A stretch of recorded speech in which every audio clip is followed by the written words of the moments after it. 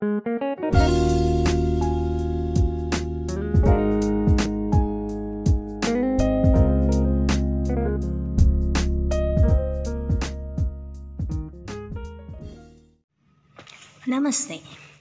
आज के क्लास में आप सबका स्वागत है।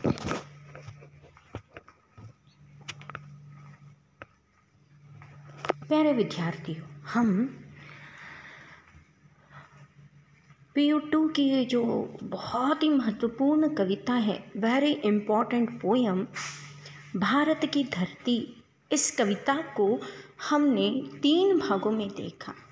आज के क्लास में इस कविता के भाग का चौथा भाग हम देख रहे हैं। इस भाग में हम शॉर्ट क्वेश्चन आंसर्स यानी लघु प्रश्नोत्तर इसकी चर्चा करने जा रही हूँ। ये कविता बोर्ड एग्ज़ाम के लिए बहुत ही महत्वपूर्ण है और इस कविता से 1 मार्क्स के प्रश्न यानी लघु प्रश्न और 4 मार्क्स के लिए ससंदर्भ स्पष्टीकरण कीजिए भी आ सकता है और 3 मार्क्स के लिए प्रश्नों के उत्तर लिखिए लॉन्ग आंसर्स के रूप में बहुत बार बोर्ड एग्ज़ाम में पूछा गया है। इसीलिए इस कविता को बहुत ही डिटेल से मैंने पढ़ाया है। कृपया आप ये जो हिंदी वीडियो लेक्चर क्लास है उसको ध्यान से पढ़िए और इसकी जानकारी आप क्या कीजिए, अच्छे से इसको अभ्यास कीजिए, अपनी तैयारी कीजिए। तो चलिए आज के क्लास में इस प्रश्नों के उत्तर यानी लघु प्रश्नोत्तर जो 10 हैं उनकी चर्चा मैं भी करने जा रही हूँ। पहला प्रश्न, राम कृष्ण की जन्मभूमि मन में क्या भरती है? उत्तर, राम कृष्ण की जन्मभूमि मन में मृद मंगल भरती है। प्रश्न 2, माखन का भोग कौन लगाते हैं? उत्तर, माखन का भोग कृष्ण कन्हैया लगाते हैं। प्रश्न 3, भजन भाव में किसकी वाणी जैसा धीर है? उत्तर, भजन भाव में गुरु नानक की वाणी जैसा धीर है। प्रश्न 4, हरा भरा हरियाणा किनका स्थल है? उत्तर, हरा भरा हरियाणा अर्जुन, भीम और युधिष्ठिर का स्थल है। प्रश्न 5, इंद्रपुरी किसके सामने पानी भरती है? उत्तर, इंद्रपुरी इंद्रप्रस्थ के सामने पानी भरती है। प्रश्न 6, राणा की हुंकार कहाँ सुनी जा सकती है? और उत्तर है, राणा की हुंकार राजस्थान में सुनी जा सकती है। प्रश्न 7, पितरों का तर्पण किस भूमि में होता है?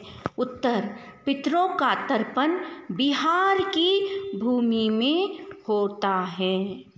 प्रश्न 8, तमिलनाडु में रामायण का ज्ञान कौन दे रहा है? उत्तर, तमिलनाडु में रामायण का ज्ञान कंब दे रहा है। प्रश्न 9, भारतीयता कहाँ बहुरूप में संवारती है? उत्तर, भारतीयता कन्नड़ नाडु में बहुरूपों में संवरती है। प्रश्न 10, कर्नाटक में किस महाकवि के दर्शन कर सकते हैं? उत्तर, कर्नाटक में पंप महाकवि के दर्शन कर सकते हैं। तो प्यारे विद्यार्थियों, आशा करती हूँ कि आपको ये कविता पुण्यम चंद द्वारा रचित ये जो कविता है उस कविता को आप अच्छे से पढ़िए। भारत की धरती देशभक्ति से भरी हुई ये कविता है।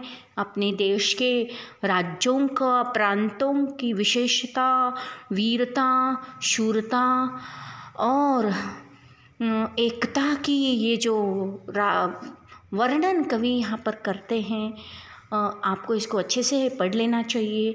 और 1 मार्क्स के लिए आपको कवि का नाम पूछा ही जाता है बोर्ड में।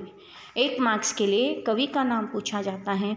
इसके लिए जब भी मैं पढ़ाती हूँ कवि का नाम अवश्य मैं ज़िक्र करती हूँ। और ये छोटे छोटे जो आपको जानकारी मैं दे रही हूँ, इन जानकारी से ही आप अच्छा स्कोर कर सकते हैं बोर्ड एग्ज़ाम में। तो मैं बहुत उम्मीद रखती हूँ कि आप इस वीडियो को अच्छे से देखकर, पढ़कर, समझकर इस कविता को परफेक्ट करेंगे। तो आज के क्लास के लिए बस इतना ही। धन्यवाद। अपना ख्याल रखिए, उसके साथ साथ खूब पढ़ाई कीजिए। अपना ध्यान अपनी पढ़ाई की तरफ रखिए।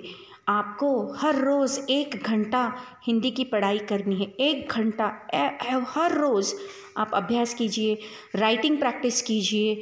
विदाउट सीइंग आप लिखने का प्रयास कीजिए।